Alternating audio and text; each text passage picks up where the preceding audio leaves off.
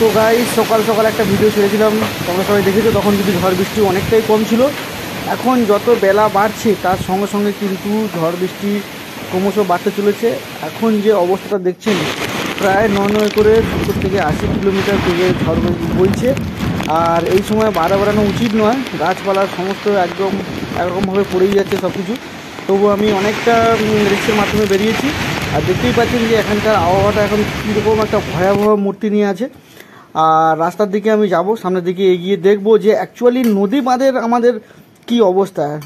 সবাই কম বেশি জানেন যে সুন্দরবনের নদী বাঁধগুলো কিন্তু খুব একটা ভালো নয়, আর কোনো বছরই ভালো থাকে না। বিগত আগামী বছরগুলোও আমি ভিডিও করেছি, আগামী দিনে দেখবেন সেখানেও কিন্তু সেম পজিশান ছিল।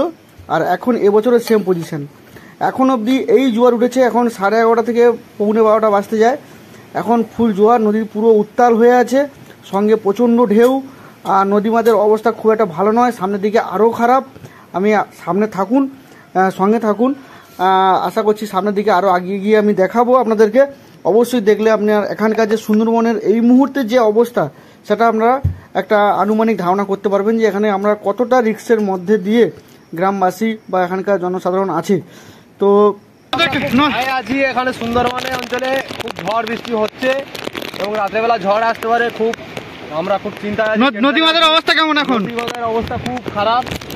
এখন মোটামুটি এই সাইডে দেখতে পাচ্ছি, কিন্তু রাত্রেবেলা কি হবে এখন কত কিলোমিটার দূর হচ্ছে? 70-80 তো হচ্ছে মিনিমাম। তো 70-80 কিলোমিটারে খুব ঝড় হচ্ছে, কিন্তু বলা যাচ্ছে না, তখন আরো বেশি হবে। নদী বাঁধের অবস্থা আরও খারাপ।